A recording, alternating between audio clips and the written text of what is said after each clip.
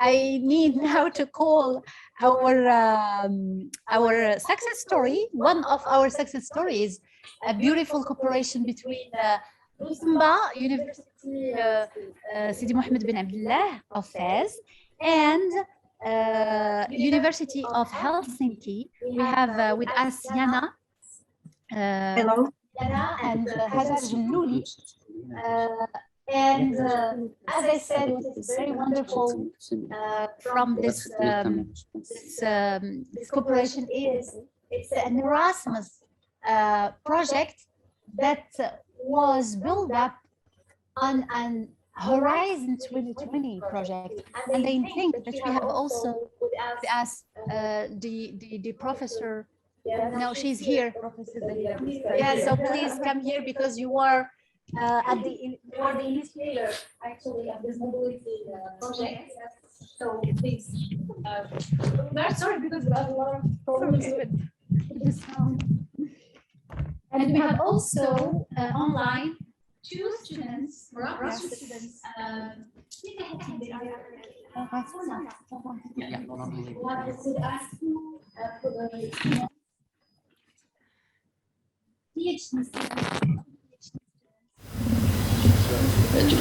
Oui, bonjour. Je m'appelle Hajar Jallouli, je suis professeure de l'enseignement supérieur assistant et chef de la division de la coopération internationale et du partenariat à l'université Sidi Mohammed bin Abdullah de Fès. Je suis très heureuse d'être aujourd'hui avec vous afin de présenter une histoire de partenariat qui a réussi entre l'université Sidi Mohammed bin Abdullah et l'université de Helsinki en Finlande. Donc avec ma collègue Madame Yana Koivisto de l'université de Helsinki. Hi Yana, good morning. On va présenter brièvement ce qu'on a fait ensemble.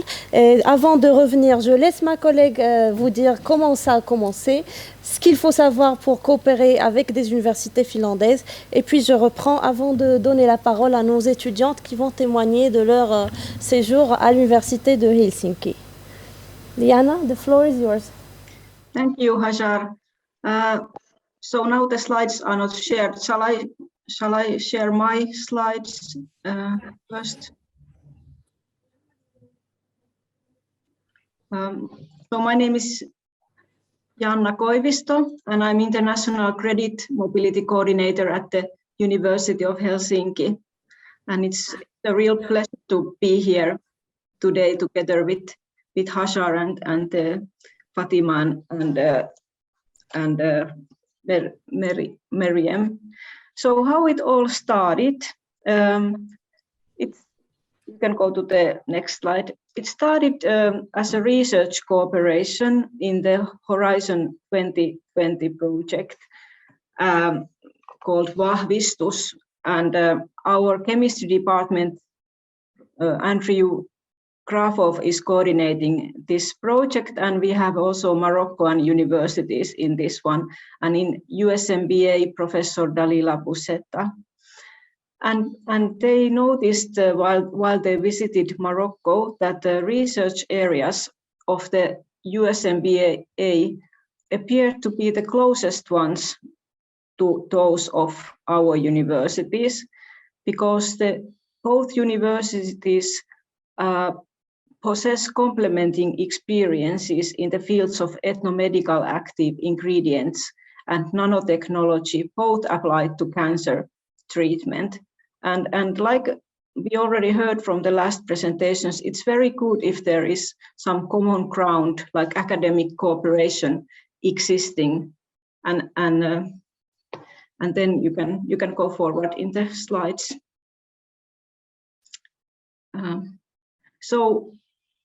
Our team, International Exchange Services, received a request from our chemistry department that they wanted to extend the cooperation to student and staff mobility. And they asked, could we apply for funding with the USMBA? So I sent an email to the USMBA, and they immediately forwarded the message to Hajar, and she answered me very nicely and said that they already have some experience in this program and they are happy to cooperate with us. And I sent sent some further questions that she answered of the information that was needed in the application. So I think academic cooperation and administrative cooperation together working makes successful applications. And we succeeded and received funding for the 2018-2020 funding period. And USMPA launched call for applications for students, and the results were published in September.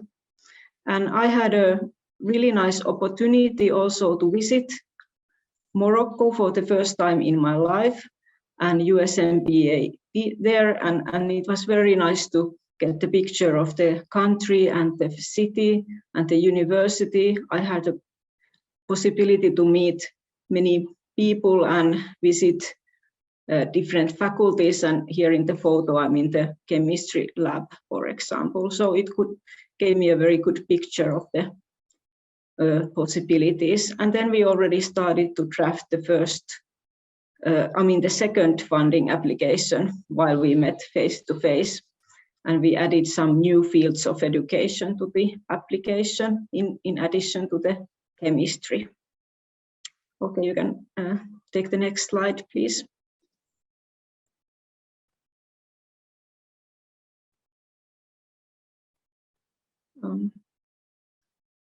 So I also had this slide about some things you should know about Finland when cooperating with Finnish universities, and actually Anni Kallio already mentioned two of these points, but anyway, I can say it again that unfortunately nowadays it seems that Finnish people speak less other languages and more English, so English has become dominant foreign language. So it helps the cooperation if the language is English.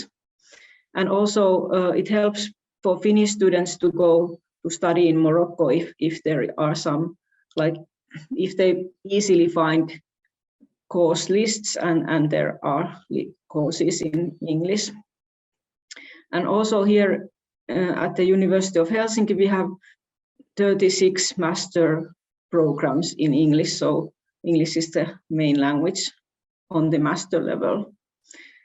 What you probably already know, cost of living is high in Finland, and especially in the capital area.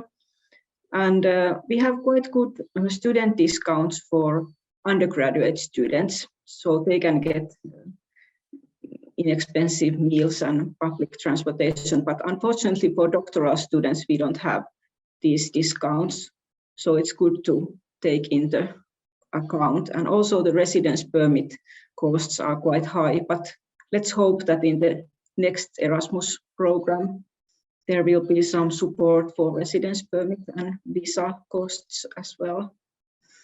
And I have also noticed that in the natural sciences it's more common to make article-based dissertations, and in humanities and social sciences they mainly do monographs. So they are not that used to get messages from students who want to do the thesis work exchange to Finland.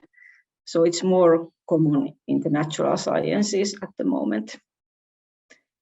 And then I think it's Hazar's turn to take the next slides. Alors, c'est toujours une coopération en cours. Comme ma collègue a mentionné, la première mobilité était plutôt une mobilité nord-sud. Donc, c'est Madame Yana qui s'est déplacée à l'université Sidi Mohamed Ben Abdallah pour passer une semaine, pour connaître un peu l'université, connaître le bureau des relations internationales. Et ça nous a permis aussi de penser au deuxième projet qu'on avait déposé en 2019. Deux de nos étudiantes, ils sont partis en 2019 pour la première mobilité. Ils sont repartis en 2020 tellement ils étaient intéressantes pour l'université de Helsinki, donc elles étaient demandées pour revenir une deuxième fois. En 2022, le semestre prochain, on va envoyer 3 étudiants, mais cette fois dans des disciplines différentes. Ce n'est plus la chimie, mais c'est les sciences humaines et sociales et l'agriculture. Donc on a pu un peu élargir les champs de la coopération avec l'université de Helsinki. La mobilité du personnel est en cours de préparation. Le Bureau des relations internationales participera à la semaine internationale qui aura lieu à l'université de Helsinki en juin 2022. Et la nouvelle application pour le prochain appel, ou bien l'appel qui est en cours maintenant, est en train d'être préparé par les deux bureaux des relations internationales. C'est une coopération qui a de divers impacts. Donc, premièrement, on a pu partager les bonnes pratiques, on a pu apprendre l'un de l'autre. Et on apprend de nos collègues européens, mais ils apprennent aussi de nous, de ce qu'on fait à l'université. On a pu élargir les champs de la coopération. Ce n'est plus seulement la chimie, mais c'est la chimie plus d'autres champs disciplinaires. On va participer à des événements de networking qui vont avoir lieu à l'université de Helsinki, ce qui est une opportunité formidable de retrouver d'autres partenaires européens. L'université de Helsinki, grâce à cette mobilité, nous a recommandé à d'autres universités européennes, notamment l'université de Belgrade, avec laquelle on a eu un projet avec 15 nouvelles mobilités. Et donc, l'impact le plus intéressant, c'est le fait de vraiment dépasser les barrières culturelles, ouvrir les horizons à nos étudiants et élargir nos coopérations. Je voudrais enfin présenter quelques facteurs de succès qu'on juge nos facteurs de succès à l'université Sidi Mohamed Ben Abdallah. Et premièrement, je pense que c'est le support institutionnel, ou bien cette volonté de permettre à la mobilité internationale, de considérer la mobilité internationale comme un pilier stratégique.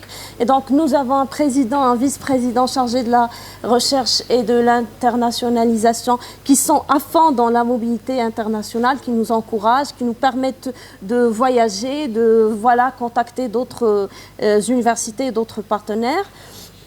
À l'université Sidi Mohamed Ben Abdallah, toutes les mobilités sont gérées au Bureau des relations internationales. Actuellement, la division de la coopération et du partenariat. Et ça nous permet d'effectuer une meilleure dissémination de l'information, un meilleur support aux étudiants et personnels académiques et administratifs, et surtout une meilleure visibilité vis-à-vis des partenaires européens.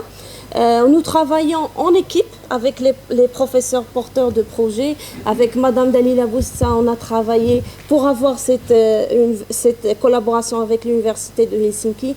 On travaille toujours en étroite collaboration avec nos professeurs. Le Bureau des relations internationales initie aussi des projets de mobilité.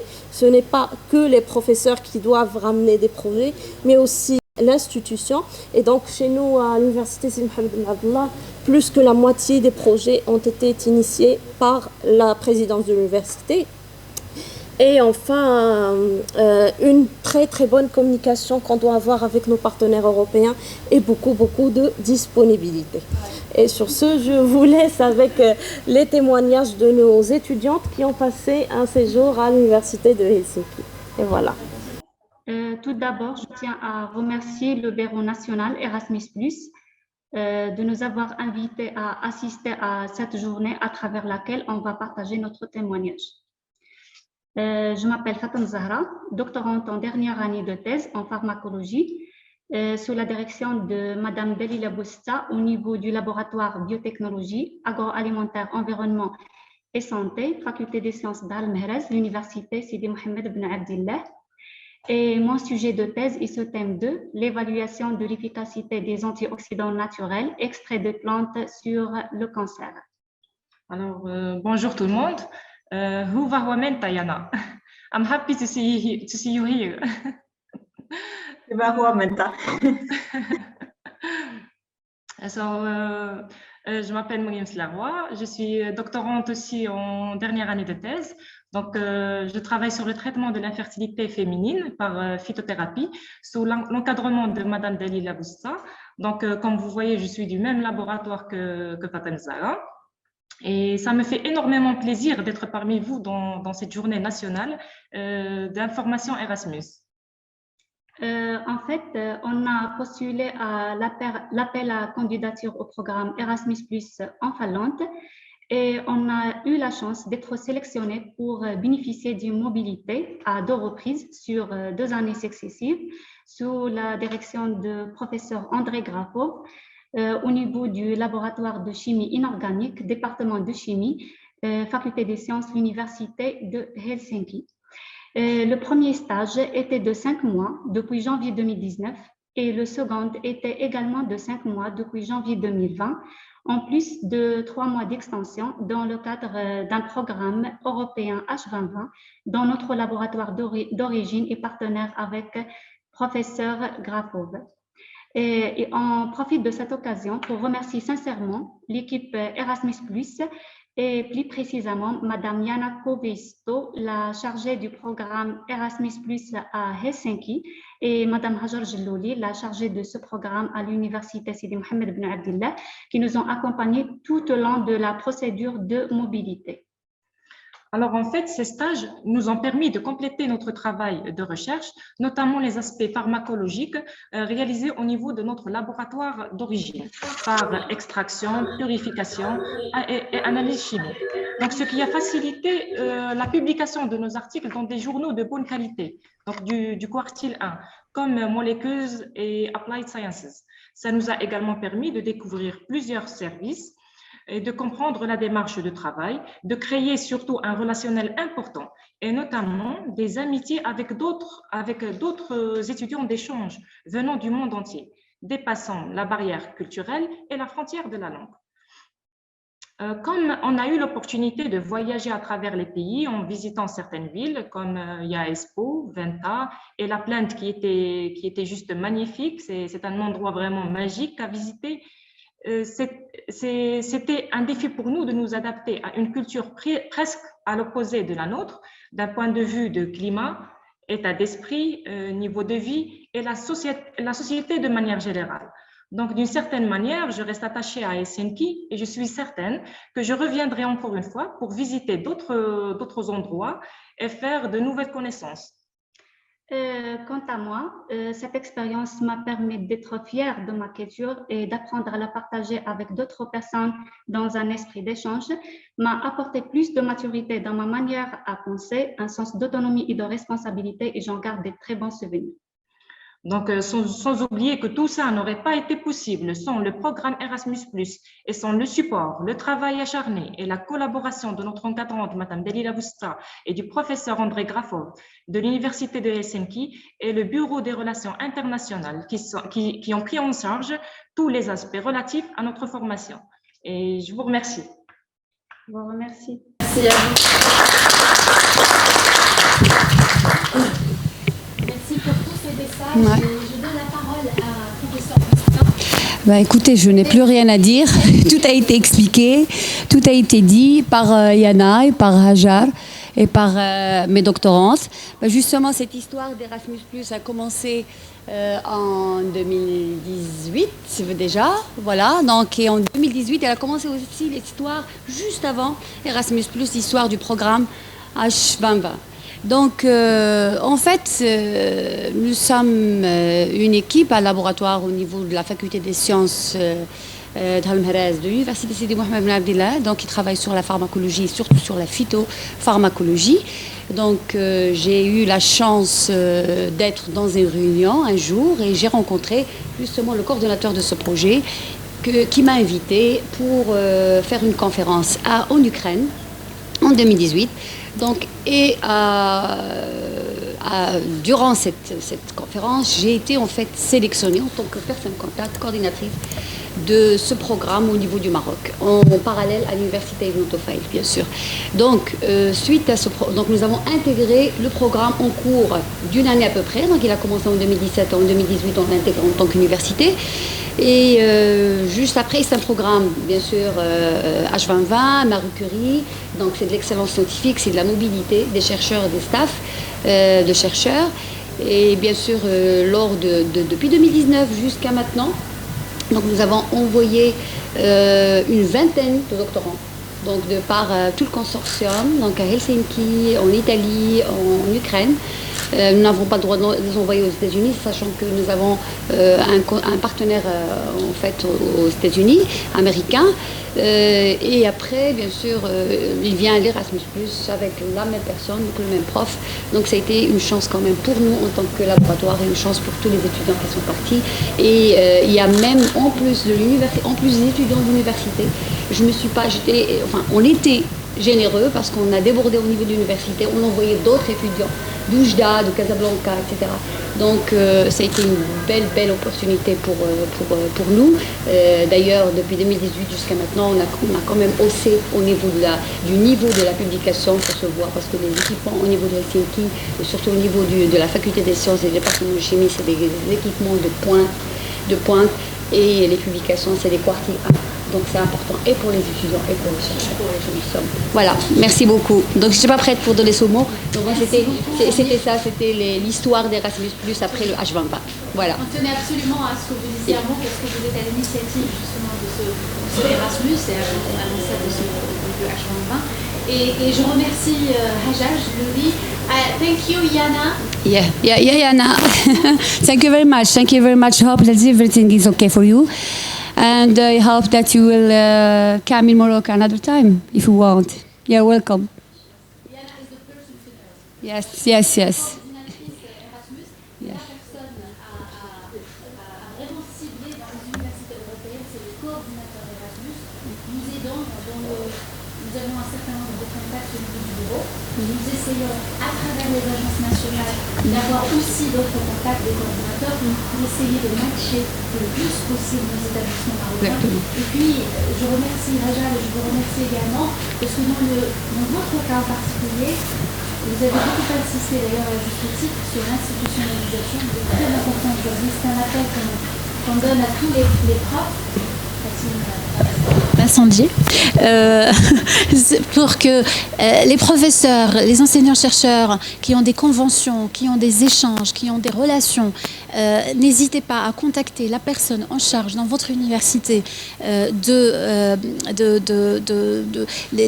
contacter, parce que c'est cette personne-là qui pourra aider à donner une autre envergure, comme l'a fait Hajar, justement, chercher de nouveaux partenaires dans le même pays, dans la même université, mais dans d'autres spécialités, parce que généralement, malheureusement, on reste sur la même spécialité, alors qu'il y a possibilité d'ouvrir.